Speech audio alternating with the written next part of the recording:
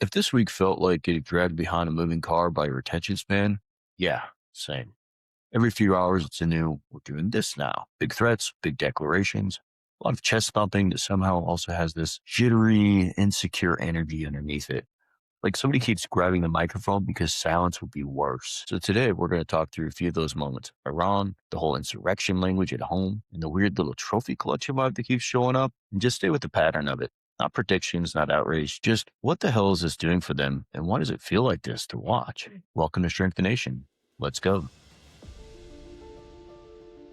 This is Shrink the Nation, a podcast for thoughtful, informed adults, preferably holding a drink and definitely holding a thought. The views expressed here are ours alone. They do not represent our employers, institutions, licensing boards, government agencies, bourbon distilleries, or most emphatically, our families. They've been very clear about that. This show is for education and entertainment only. Nothing you hear is medical, psychiatric, legal, or professional advice. We're clinicians, not your clinicians. If something we say stirs you up, that's not a crisis, that's a journal entry, or an email sent politely. We're here to challenge ideas, not diagnose strangers on the internet. And if you are in real distress, please reach out to a professional who can actually help you.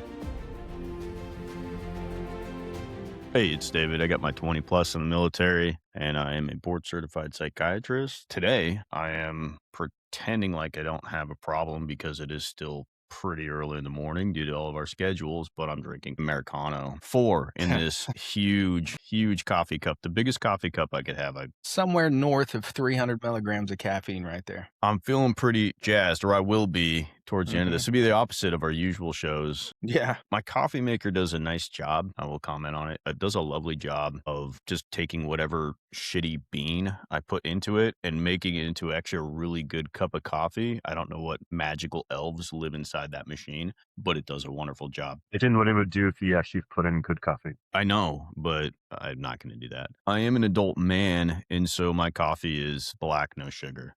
Because you're an adult. I'm not drinking dessert for breakfast. And, the audience can't see this, but you're drinking out of a grenade-shaped cup. So that really true. doubles down on the It manliness. doesn't say take a number for complaints. Yeah. It was the biggest cup that I had, but also I Gotcha. think it really compensates for other Your things. small penis. Yeah. Sure. This is the bourbon of coffee, 4 Americanos in a grenade-shaped cup the size of the state of Texas. Yep. Sounds appropriate. Hey, it's Rob, 30 years in the military, 26 years in psychiatry, board certified. Also, because of schedules, it's still early where I'm at. So I'm working on, I don't know, maybe my 5th cup of black coffee, no sugar. Like a man's man. I don't have a grenade cup. Yeah, you need a grenade cup. I'll send you one. And I will too. That's the problem. I said it. I'm going to do it. We have a guest today, fan favorite of our show. We love him, but other people do too. So we begged him to come back, and he begrudgingly agreed. Hey guys, I'm Amit. I'm a psychiatrist at almost 20 years in the business, most of it in the military. And I am glad to be back on the show. It's great to have you. All right. So this has been a really interesting week. I've been trying to plan out what our episode was going to be. Damn it, if seemingly every couple of hours something new would come up, and I just, this episode almost got really overloaded because of all the news that was happening. But the big thing we want to talk about is what's going on in Iran and in the psychological. I mean, hey, we could talk about the details, but I care more about the effect. Just a quick rundown. So Iran has been having a lot of protests lately about their government. Just economically, they've been really spiraling for a while. Now they're having a lot of protests. And their government is actually trying to put down those protests violently, and a lot of people are dying. The current administration has actually stated that they would be providing a lot of support, keep protesting.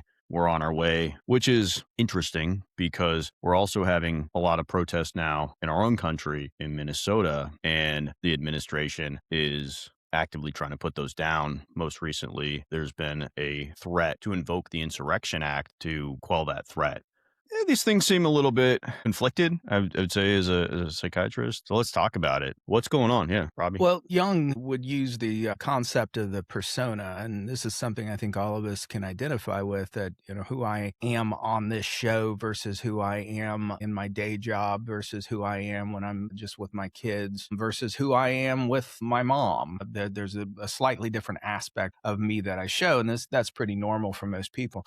Now, Jung would say the problem comes in when you're their personas start to deviate significantly to the point where they're inconsistent. And what we're seeing here is some inconsistency in persona, that on one hand, it's democratic spectacle. It's making these threats saying that the administration supports democracy abroad, makes threats that there's really no demand to follow through with them. You can say anything you want, but then inside of our country, showing less tolerance for one of the tenets of democracy, which is our citizens' right to demonstrate, and by democratic standards should be protected, not necessarily put down. It's difficult to call this an insurrection, but that lack of consistency is a concern. I'm going to probably keep talking about this over this coming year, but kind of takes me back to the Avatar episode in which we talked about how so much has been projected onto the administration, and holding up that projection is very heavy. I think this lack of consistency, there's been almost a frenetic sense this past several weeks, but the sense where that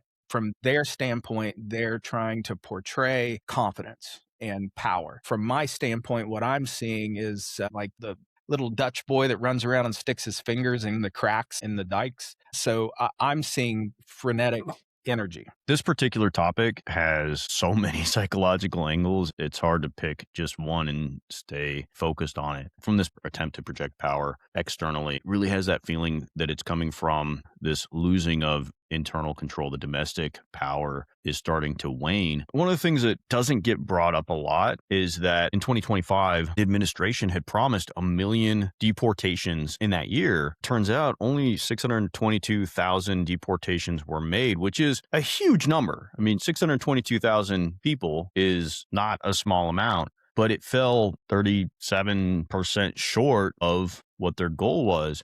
They're not talking about that. And so this projection of power as you're losing that internal control. And it's a lot easier to project that foreign policy power when it doesn't mean anything. There's a lot of nuance to what's happening domestically. When you're the president of the United States, you've got Congress, the judiciary, people who are actively opposing you from all over the place, making your job a lot harder. All you want to do is do it your way. But in a foreign realm, you just have to say, hey, stop that, and we're coming if you don't like it. And that really simplifies the messaging and shows I have power. I have the ability to go in and attack.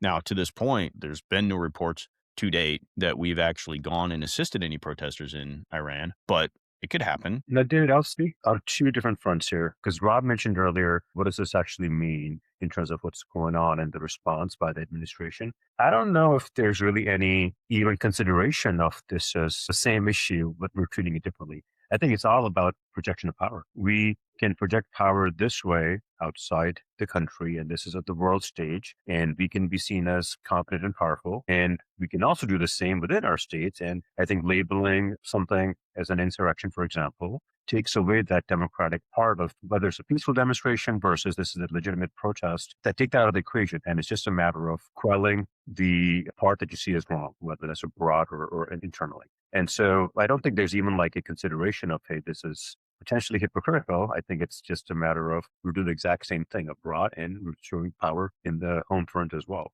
I think that's sort of the dynamic from our leadership currently. And then in terms of the deportations, 600,000 is a lot of people.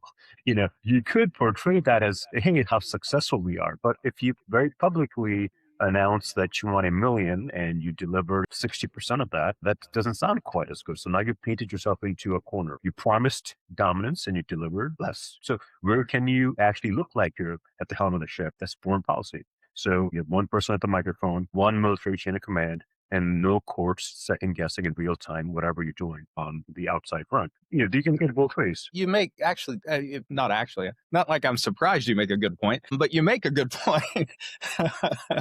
You make a good point in that I portrayed it as an internal lack of consistency, but you identified, no, actually there is a great deal of consistency. And really what the issue is, the consistency is a show of dominance. The problem is there's no policy that's guiding this. There's no values that are guiding it other than dominance. The democratic values were what triggered this warning to Iran that, we stand with democracy at home and abroad. That would be consistent as long as there was also support and a confidence in what they were doing, that they could tolerate dissension at home. Yeah. You're right. Absolutely. There is internal consistency. It's just not tied to a value set other than dominance. It's consistently inconsistent. Right. Doge predicted $1 trillion in savings, and I think maybe hit the like $15.30 or something mark in which they actually saved.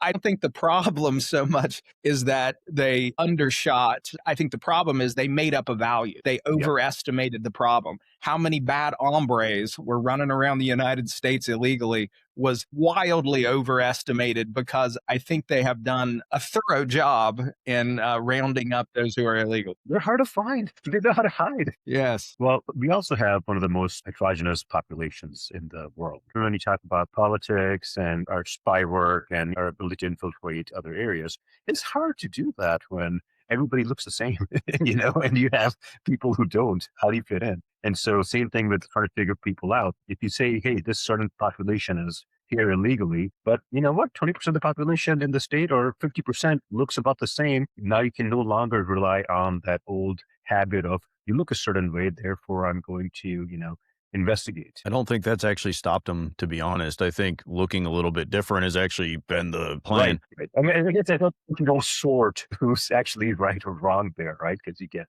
everybody getting caught in that. No, it's not. This isn't about who's right or wrong. It's really, we're looking at why is the behavior happening the way that it's happening? Well, when you promise that dominance and then don't deliver and then feel the pressure of not having delivered that, you look for external sources to sort of validate your power and to show that. Yeah. So Amit's got me thinking now. I walked into this episode thinking right. I know. He kickstarted my brain along with the 5 cups of coffee. I walked into this episode more thinking about the inconsistency and what that meant. But now I guess I see it just different. There is consistency, and that consistency is displays of dominance. So help me put some flesh on this. I have voiced concerns about the lack of a sense that policy guides this administration, that there's a consistent set of values and goals. There is consistency, and that is demonstrations of authority, demonstrations of power. What's underlying that? What's that getting the administration psychologically, that power? Because the problem is that you display power and then you have to move to the next display of power and the next display of power. It never ends. And we're definitely seeing something along those lines with further threats of taking Greenland, which again, I think someone needs to show the administration a globe that actually shows the relative size of Greenland versus the flat map looking size of Greenland. It looks massive on a flat map. In reality, I think it's about the size of Montana or something like that. So it's not as big. However, neither here nor there. How do you keep getting this wrong? I corrected you. It's did the size of Texas and Alaska combined. Is it? Yeah. It's the size of both. I said this last time. Well, I know it's the world's biggest island, but it is not nearly as massive as a flat map makes it look. But I don't know if land mass is really what he's looking for. I mean, I don't know about this, but I don't know about the resources, the actual physical location. They have a lot of natural resources. Yeah, I think that's important. Yeah. I think one of 3 points minerals, in this episode, kind of like oil. Yeah, right.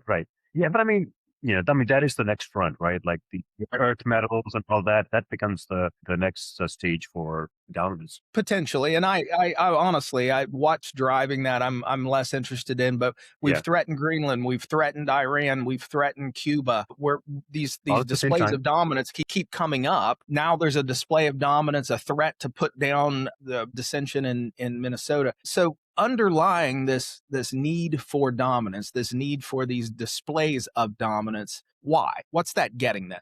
Because it's not a policy. Yeah, make America great again. If all those things pan out, and let's say that Cuba bows down, Iran bows down, right? You get Greenland and all those hypothetical situations. If that happens, you have an extremely effective leader, right? That shows the validation that our current administration requires, right? I guess I'm going to argue that it's feeding an ego. Yeah. That these are all coming back to feeding an ego, and I think we're going to talk about some other ways that that's been happening. The angle that I see it, it's anxiety. It's a frantic attempt to calm that fear that you're losing power elsewhere. And so you're looking to stabilize an image. Disorganized psyche. You're looking to stabilize that from these perceived failures of policy that exist domestically. And so what do you look for? You look for power externally. You look for something that you can control the narrative a lot more. And when you're talking, again, outside of our country, it's much easier to say, I'm going to go take over this piece of land. I think we all understand if we want to take Greenland, what possible recourse does Greenland have to stop us? What NATO. military? The NATO, rest of NATO. who gives a fuck about NATO's power, I think, from their perspective, which is we are NATO. We control the military. And if we want to take that island, we'll take the damn island. Realize we're not looking at this from a logical perspective. We're looking at this from a power perspective. That's what I'm wanting your help with, actually, is that when I'm seeing a patient and their behaviors are illogical and frenetic, what I start wondering about is their personality structure, their organization. And I'm not talking disorganization in a psychotic way. So patients who have psychotic disorders are disorganized in their thought. I'm talking more about a psychic disorganization, that when someone's personality is challenged, they are perpetually trying to assuage their own internal anxiety needs. And that's leads to illogical behavior because they're just grasping at anything that might calm them down, might make them feel better, prop up their ego a little bit longer. And what I guess as we're talking is coming into focus for me, that this is an administration that is really centered around a singular individual. And so much of the things we're seeing seems, and this goes back to my avatar theory, but seems to be increasing disorganization and an increasing need to prop up an ego. And when I say ego, I don't mean that so much in a narcissistic way. I mean a sense of self, that, you know, our ego is that front-facing thing that when you look at yourself in the mirror and you think, I is your ego. That's your sense of self. This is a sense of self that is disintegrating, and all this input, all these things that are happening to get feedback that tightens up that ego seems to be at play psychodynamically underneath all this illogical, frenetic dominance and the like. I mean, Rob, as you said, there's anxiety and frustration when things aren't going right as you want them to as a leader. And so if things aren't going well, because there's a lot of processes domestically, right? There's courts, there's Congress, there's all these litigations that can impact policy and even roll it back. But when you're talking globally, it's much, much easier to kind of pick a point and then move forward with it. You can't look decisive fast enough, basically, right? When you're domestic, but abroad, it's like, it's clean. It's just one decision, boom, and it's done. I think the concern that probably a lot of people have, and I have, is there's a lot of things happening all at once. And as you process one, another comes out. And I think the pace and sort of the incoherence of the direction of the policy is what creates a lot of confusion, not just for us, but I think globally as well. Because if we have, for example, Denmark saying, hey, we can't necessarily trust our NATO allies, that's problematic. There's many examples of other areas where we're trying to also exert where it's helpful as a NATO partner to be on the same page. There's a lot happening at once, which I think becomes problematic. And then I think for the administration as well, how do you keep track of that? How do you ensure success in all those areas? It's sort of promising some action in all those areas, right? So what happens when eventually you have peace talks and say, oh, now Greenland is off the table, right? Blah, blah. How do you portray that? I think those are things that we're going to have to deal with. One of the things that I see escalating or making it all worse is that as the internal control is being lost, so you have protests, you have the failure to hit the 1 million deportations in the first year, tariff policies that are starting to come back at you. The prices are actually going up. Economically, things are not where you would like them to be, in spite of saying, hey, everything is great. You have a distrust level, a 17% rate from that. Yeah. This is that. Oh, Yeah, 17%. It's trust in the government in general. When you had Congress that was essentially willing to sign off on anything, there's starting to be actual pushback from Congress, and you have a looming midterm election coming up where your power could potentially be cut extensively. Yeah. And now you're talking the potential for impeachment. You're talking more litigation, more actually looking into the things that have been done over the last couple of years. More actual government. The internal pressure is starting to build up. And so now you're looking at anything that can be considered power. If there's an asset tied to it, minerals, oil, something else, awesome. I think the mineral, it's a red herring. It is a think red it's herring, a red but herring. It's a justification on something else. Another thing that came out this week was a poll that basically says 68% of Americans think the last year was a failure. That has to hit really hard at this administration. of course, All these failures, failure to find that $1 trillion savings, failure to get the 1 million deportations, failure domestically to improve the lives of Americans that you promised, failure to end the war in Ukraine. It's all these promises that were so obviously not fulfilled because they were excessive promises. So that's striking at the ego integrity. But Rob, what happens when even one of those outlandish promises becomes reality? It's almost like a Hail Mary, right? Like you have this massive, goal that you somehow pull out of thin air and it worked. And I think that's possibly part of that psychology there. it works when you understand the nuance of the promise. If you're throwing a Hail Mary, you have multiple receivers in the area. You know you have a defense, but there's a strategy to a Hail Mary. Jump up and pop it up in the air and hope one of your guys comes down with it. It's not throw a clean pass. There's no nuance to this. This was an oversimplification of a problem, which Donald Trump is amazingly good at. He's very, very good at identifying the issues that people have. He's very, very good at saying, this is the problem that I see. This is what people are complaining about, and this is what we should fix.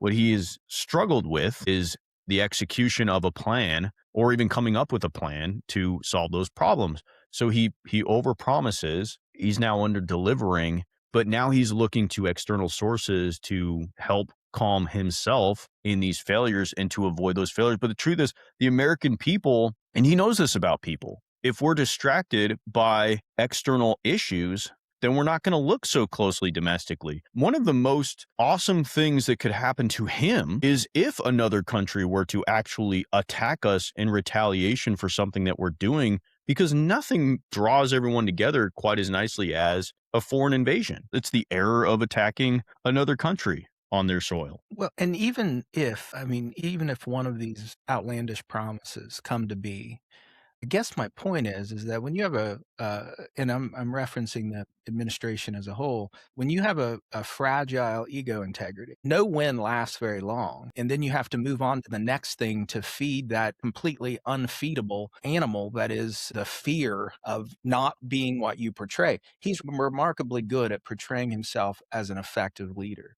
He is remarkably bad at the mechanisms of being an effective leader. Remarkably bad inside of his administration, even because it's not policy driven, it's power driven. And we have all these people that have been come together inside this administration with completely different goals and completely different perspectives. There is no consensus inside that, which adds to the overall fragility of this administration from a psychodynamic standpoint, this fragile ego that just has to keep grabbing for the next thing to make it feel okay about itself. It will never succeed. If you have a fragile ego, you'll never feel good. But you were right that foreign displays of power are easier than achieving success internally because the mechanisms of government make it challenging inside the country. I disagree only in one piece. I don't know that it's all power driven. I think it's anxiety driven at this point, with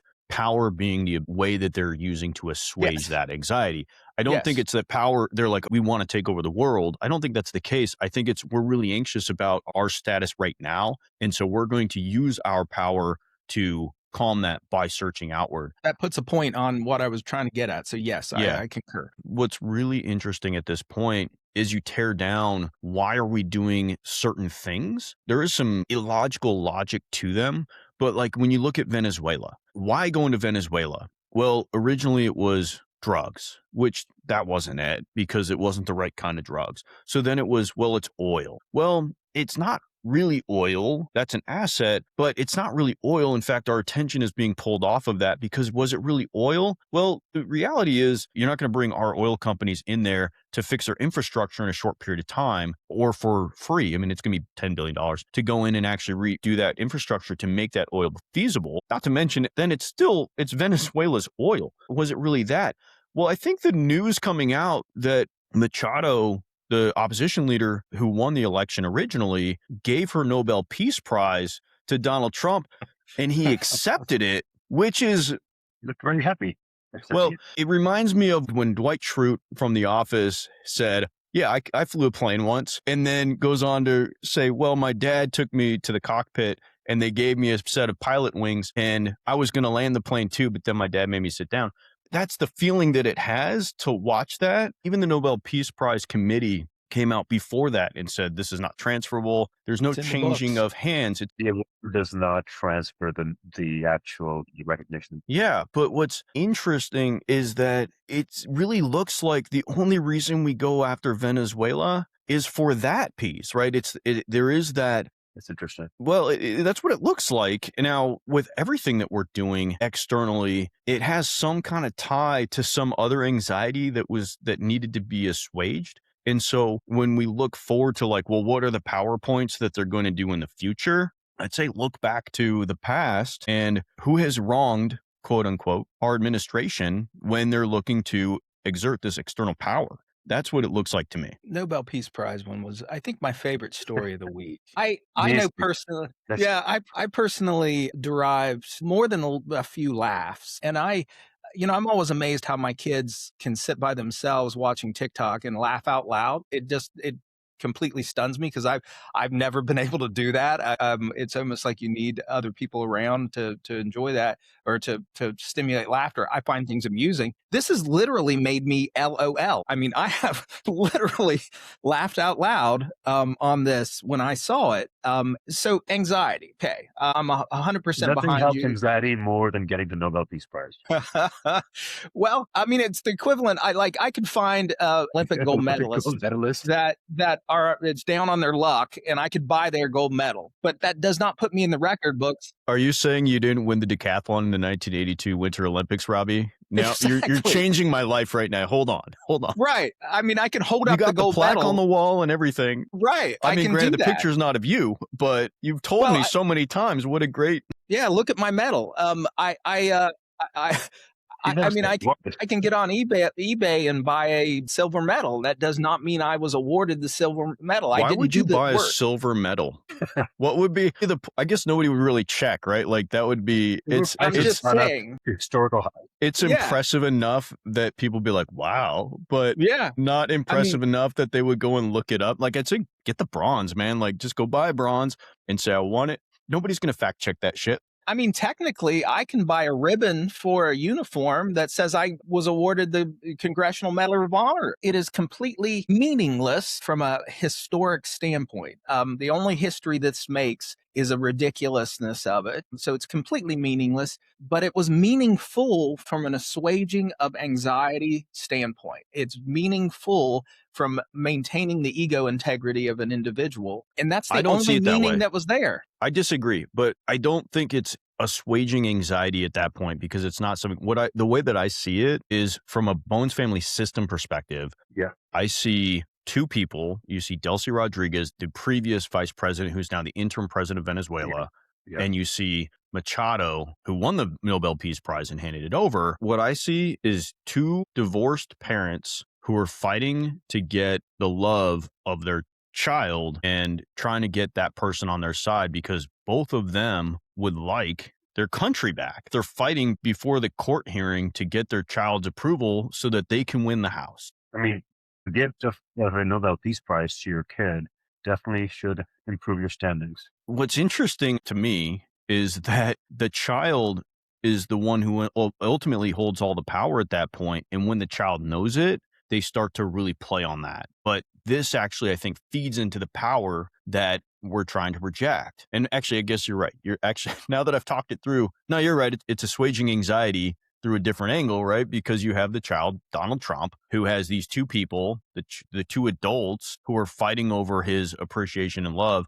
giving him platitudes, giving him gifts, saying, "Oh my God, you're so wonderful." Just falling over each other to get the appreciation of the child who holds all the cards. The child appreciates, like, loves that attention and isn't planning to give up that power anytime soon, unless one of them makes the critical error of burning out in the fight. So unless they do it together and agree, like adults should, and figure out how to resolve this, they want the child to resolve the issue. Who gets the family house? Who gets the country? Who gets to be in charge? Well, right now, the child is in charge. The child is the de facto owner of that control. And so Yeah.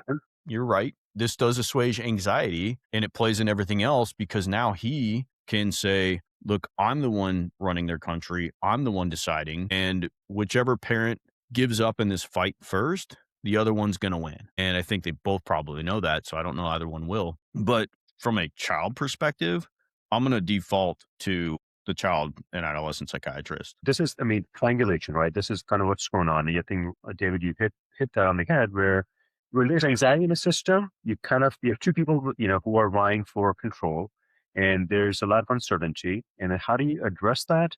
Typically, you find a third party that you can then blame or get validation from. And that's what we're seeing play out here, is that by involving this third party, two of them can feel like, hey, we don't have to worry about each other. This is how we make sure we get the outcome we need without necessarily having this dangerous relationship here fighting each other. I also to bring up is, there's a lot of symbolism here, right? I mean, obviously, the Nobel Peace Prize means something. And what does it mean for possessing the actual prize, even though it doesn't really confer legitimacy? You're not Nobel laureate just because we have the prize. We just talked about that. However, does it show something? It's a photo op for sure. And if you can show that, does that confer competency? Does that confer success? That, hey, like, we're getting this, and this is a validation of us as a nation or as leadership where we're doing, something right. This is like a weird web of psychological defense mechanisms, just a confluence of them right in one piece, because the anxiety that's being assuaged for the two parents is being assuaged by not having to fight with each other, but involve a third party, the child, which is the administration, to make the decision for them. And all they have to do is convince the child to do what they want. I think in this situation, they're not going to, but the anxiety for the child in this one is kind of outside of that system. They're the triangulation for the child. It's not about, they don't have anxiety over this. They love this. Yeah. But where it's assuaging that anxiety is from the more domestic internal policy that's happening and the failure of it. They're saying, look, I have power here. What I think is really interesting is now that the Nobel Peace Prize medallion has been handed over, the prize title doesn't. Symbolically, does this put the administration in a perspective where they say, I had a lot of anxiety over not getting that, and I really, really wanted it. But now that I have it, I wonder if they're going to say, are we still talking about Venezuela without any resolution to it? Like, I feel like they're just going to wake up one day and say, I got what I wanted. I'm good now. We have to move on to the next thing. Absolutely. Yeah. Now, I'm going to push back a little bit because I think the child does have anxiety. When a child is in a triangulated system and the parents are utilizing the child to play out a dynamic between the two, the child certainly enjoys it, but they're a child. And somewhere inside of them, they also know there's no adults in charge here. I'm in charge of this system and I can't hold this up. You need consistency. You need to have some sort of schedule for as a child to feel safe. However, there's a lot of responsibility there as well, because what's ultimately happening? In the moment, you might agree with the parent and you have that validation, you have that time. I don't think in this situation that's quite neatly there, because I don't think Donald Trump really cares what the other two think other than the immediate validation. I don't think it's there yet. I think what Rob just said is something that will play out later, but it's not there yet because we're still in that honeymoon phase of, look, all the cool shit that my parents are giving me, I'll let them keep this up for a while until I get what I want. And then eventually a decision needs to be made. Right. But the thing is, like, that situation, classically, what's happening is the child either becomes the bad actor. Parents unite against, hey, this is the problem, not us. This family member is what's causing all our issues. And then you kind of do that, right? And then that person becomes identified as the person to treat. Or you can look at it that the child now has to figure out, hey, something went wrong. Was it me? Like, I made the decision for these two to, separate, or that, I was a factor in something happening, and it's really out of their control, right? As a child, they don't really control any of that, but they're made to feel that way because of the importance placed upon them being a confidant, or given all those unburdening of emotions, and then presence that make them feel validated, like, hey, like I am really important and I'm making decisions. I see this being more of, and for a child, yes, but the child doesn't hold any power. In this Right. situation, the child is the administration, and the child will feel the anxiety of having to make this decision. And the repercussion. But because this particular child is also involved in a bunch of other power moves, I have a feeling that this particular child is going to either, because they got what they wanted, just completely give up on it and say, are we still talking about this? Or Yeah, let's move on. make a bigger power move out of it if it calms the anxiety internally and it becomes necessary from their perspective to do something. Then the power move comes in, just like Greenland, just like Iran, just like threats on Cuba. That's where you'll see the child, the administration, do something big to show I have power here. But I think that will probably, I think it's unlikely that these parents are going to come together. And so it's either going to be one of them turning or perceived to be turning on the child, or they're just gonna, child's gonna be like, never mind. I guess that's the one weakness in this analogy, is that the parents we're talking about have no power. They Yep. really don't have much authority other than what they can give. They fundamentally don't have power. One of the parents left the house and the other one didn't. And so I mean, if it comes down to where a child just says, you know what, I'm fucking bored of you both. yeah. Yeah, It's more or which less is where more it's going to be. which, well, it could be, but Yeah. something can This present that creates a need or the necessity for more power move. David, for me, it's almost a reverse. For me, it's more about Donald Trump being the parent and the other two being the children who are vying for attention. All right. What can I do to get daddy's approval? What can I do to be in good graces? Because that will mean that I am the favorite. And in this case, it means run the country. Right. Well, that could, yeah, that and could be a shift that happens. My guess is, though, because the bigger power move at that point is to actually hand it to the person who's not in the room, who's not physically there. That would be the bigger power play. To hand everything over to the previous administration would be the easier, I don't care about this anymore. Just go about your business, and I'm going to leave it alone and say that you support me, and therefore we're all good, and thumbs up. Bigger power move to calm anxiety would be, no, I'm going to reinstall the opposition leader, because that's a bigger move. So I think we'll have an idea of where the anxiety exists or where the attention exists when we have some sort of conclusion. And if Machado gets put into power, then there's a lot more internal anxiety. But if Delcy Rodriguez retains power, it's because the attention is, they don't need to Why do you think there's more calm anything. anxiety with Machado getting into power? I'm just trying to figure out. Because it's a bigger power move. To remove one government, to reinstall a new government, that's a bigger dick move. Like, that's a big power play. But to just say, nah, never mind, the people that we overthrew, you're good, you keep it. That's saying, I lost my attention, I don't care anymore. And that's saying, I don't have anxiety internally to have to do something big. But if you're going to overthrow the other side, that's a big move. That takes a lot more support. Doesn't that sound like the current administration, though? Like, wouldn't that be probably the way? Both of those sound like the current administration. Both of them do. It's just, where is the internal anxiety? Where's the domestic anxiety? Because either way, the administration can say, I'm in charge. They both are throwing platitudes. They're both throwing gifts. They're both saying, you're so wonderful. But it's easier to just give it to who's already there. Not justifying it or even put a veil of justification on this. You can say, hey, this is the Nobel Prize winner for opposition, under duress, probably is the world's choice, right? More humanitarian choice.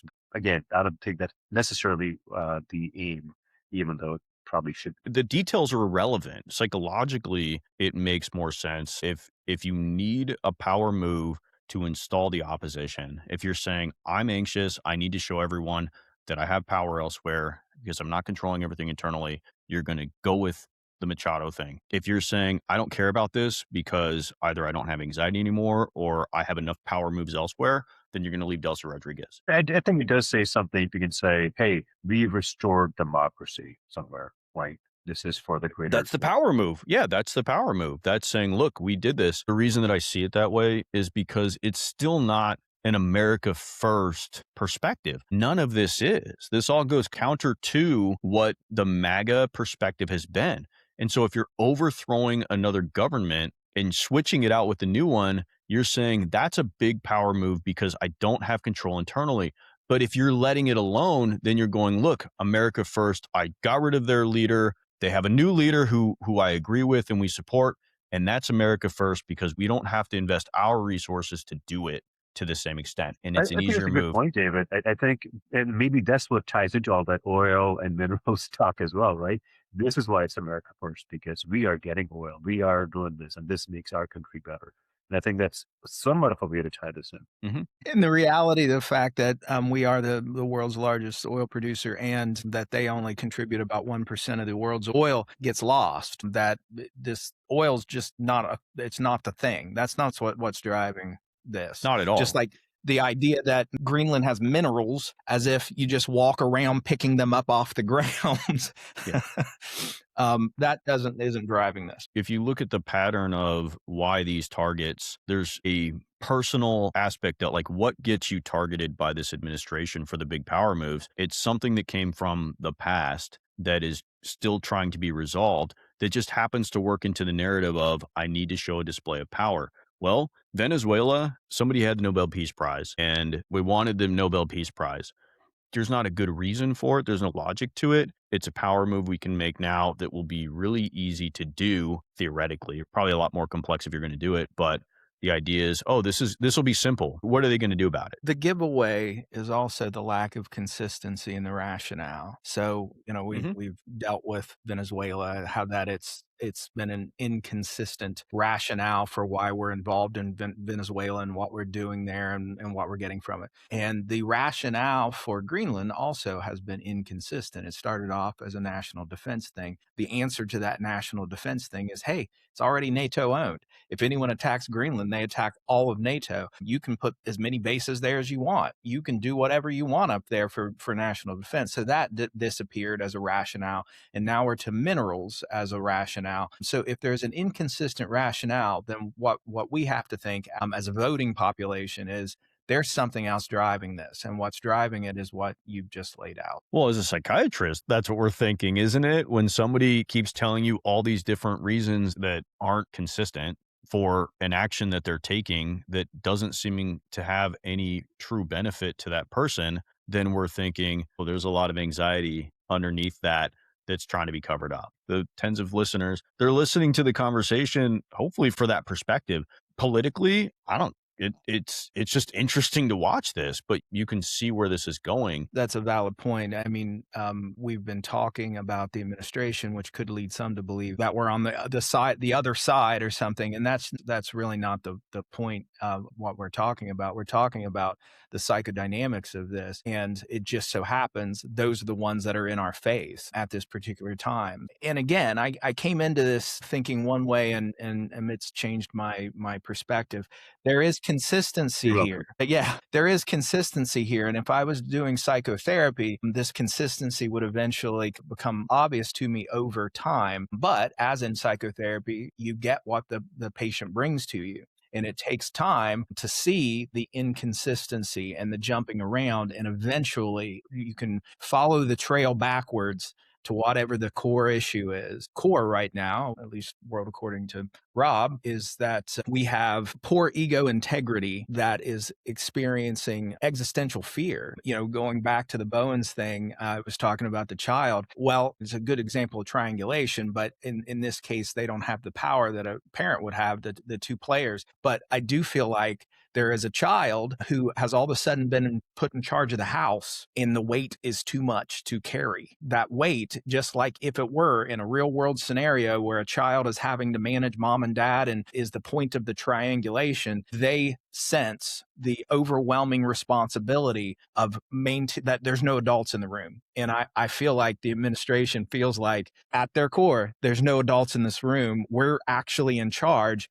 And there's so much falling apart. See, the only reason I do think it makes sense from that analogy is that I see the parents being in the middle of a really nasty divorce and they're trying to win a prize like the family home. their country. So their power is limited in that situation because it's ultimately the child, maybe it's the child's testimony or whatever that decides who ultimately gets it. But in that situation, they're still fighting with each other. Right. But rather than both coming together and agreeing who's going to do this, because who's going to run this, the child is the one who's making the decision. I feel like we're trying to justify your I'm chariot analogy. I don't think our listeners want the specifics on that. We can disagree whether the dynamics really fit. It's a good example of trying. you told me I why I'm don't. wrong. I'm telling you why you're wrong. You I asshole. didn't say you were You wrong. old, you old cuss. No, no. What I'm saying is, from an ongoing standpoint for us, is that what seems to be happening is that we have a government whose policy right now is dedicated to propping up and assuaging the existential anxiety of our leader, and that's a problem. Yeah. It might be. It might be a problem. I agree. And I mean, I think we've talked that to death. And I We think have. I guess the only thing we could do is, for fairness, because it does feel like we're beating up on the administration. I do think it may be important to point out the other side and what they're not doing. So why not do that? Let's turn to, in our system, we do have two parties, and they are tend to be adversarial. And so let's turn to the other side. Let's assess how the other side is managing these power plays that we're all observing, how they're standing in front of it. Don't do it. That's the response. Don't do it. That's terrible. It's just displays of moral outrage. It's everything is awful without calling out what's actually happening. And really, when you lack power, which is where they're at right now, Yeah. they have no real control and no power, and so they're really pushing this moral outrage. Could you say that there's just, restraint and maybe taking the moral high ground, or is that even effective? So, unfortunately, in a system such as ours that runs on 2-year election cycles, performance is important. From a psychological standpoint, I would argue that the only winning strategy is consistency, internal consistency. Have a set of values, have a set of policies that you believe in, that you stay consistent with. I think we've seen recently that it's not necessarily your own consistency. I don't know if that's necessarily the winning play. It's being in touch with what is actually helping out your actual constituents, in a very local sense, not necessarily a national sense. I think we see some conflict as well. Because I think you let the same person over and over again. If they're like, hey, you're bringing jobs to my area and lowering taxes, I think that's a winning strategy no matter what. But that doesn't necessarily mean you're staying consistent with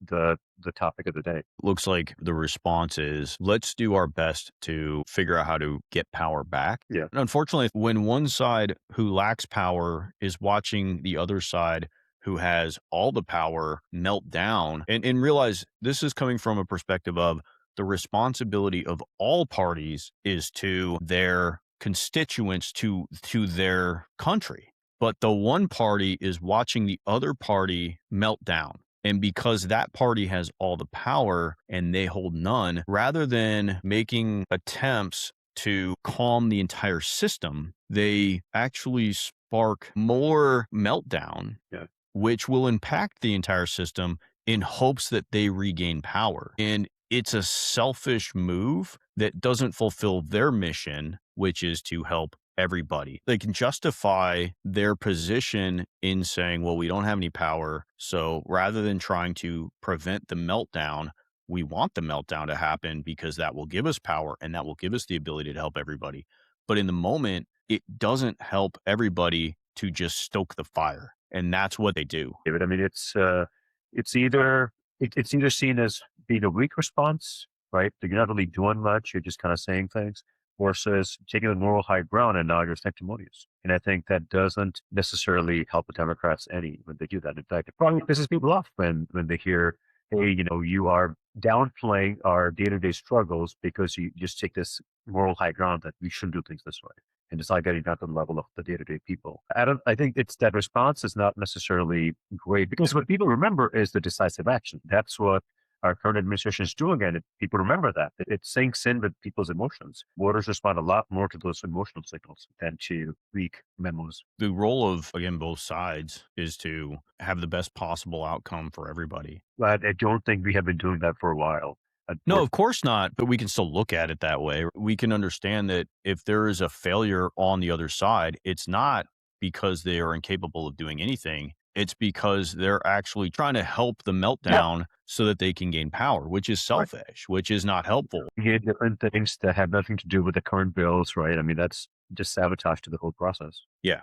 Well, but and from their perspective, it makes sense. They're hoping to get a role so that they can have power, but it just inserts more chaos into a system that is already chaotic and hectic and breaking down. And it isn't necessarily going to result in the people Yeah. having a lot of confidence in them. You can make a lot of rhetoric saying, hey, this is how things should be and this is terrible. And maybe it makes you feel righteous that you said the right thing and this is how things should be, but you didn't actually make any real change. Nothing actually has been processed. You haven't really put your own skin out there in terms of, hey, we ought to take these actions. And without that, you're not really changing it. You feel good, but you haven't helped the system. Well, in lacking a coherent narrative, that's one piece you could even do is say, yes, we don't agree with this, but this is how we might do this differently. This is a function of the system we live in I'll and learn the that. echo chambers that we have, which is spark that moral outrage, get yourself on camera, get your name recognition, get this illusory truth effect of the more you hear something, the more true it becomes. So you're fighting fire with fire. But when it comes down to what are we actually going to do, the message isn't clear. That's where you can be most helpful. Well, it's challenging to talk about a party as an individual. If I was in psychotherapy with somebody right now and they were in the midst of a nasty domestic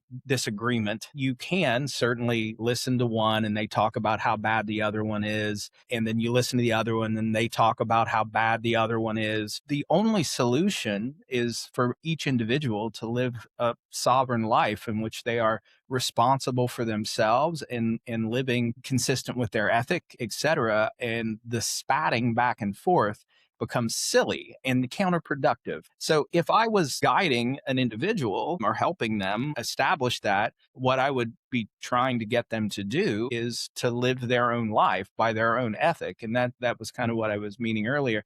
Now, I'm not saying that this works from an election standpoint, but I am saying that these individuals have been elected to lead this nation. And it's a complex job. It's full of nuance. Yeah. You have to think at the district level all the way up to the national level. Right. And that's a lot. What we're not seeing is that the other side is taking advantage of this meltdown. And I think it was even James Carville, famous Democrat strategist, who says when the other side is making a mistake, get out of their way. So the change I want to make, though, to your analogy is that even if there's two individuals and we're watching them fight and we want them to be sovereign, it doesn't work here because there's actually a child, the public, the United States, that they are responsible for. And so when you're watching these two fight, but their shared responsibility It's not out. is to make decisions for the country, for the child, then watching one of them But melt that is being an down. adult. And Right, that's what but I would tell them. You have to be an adult. You have to take care of your responsibilities. yeah, but they're not That's because my point. yeah, but That's my point. Neither side is. But if the one parent is melting down and everything they're doing is to just feed their ego and to assuage their own anxiety, and the other parent is sitting there going, "Yep, watch this motherfucker go. I'm going to get custody."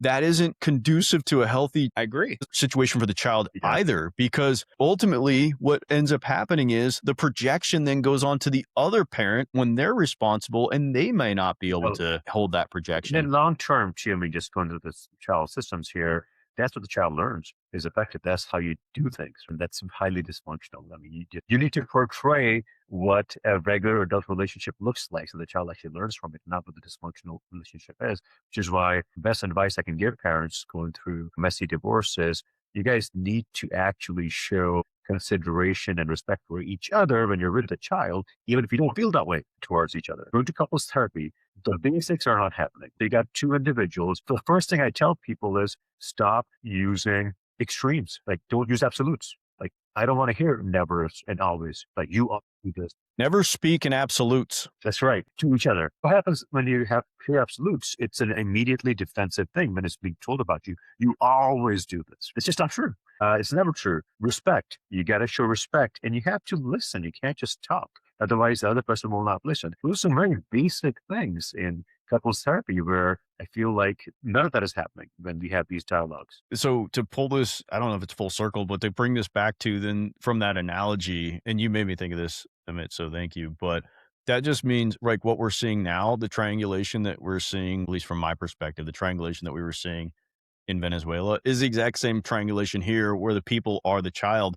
And the child loves it when the parents fight over the child and give them whatever they want. And they get to pick which parent ends up being in charge. But it's a constant flip flop. The voting public is maybe responsible because they keep electing parents who, based off of their projections of that parent, put too much onto the parent to where that parent melts down. And then they kick it over to the other parent. And this keeps happening back and forth. And the child gets anxious, but the child is still holding all this power to then put the parent in a position. Wow. Full circle. Well, I think though currently it's more of a matter of you have one child with one parent, another child with the other parent.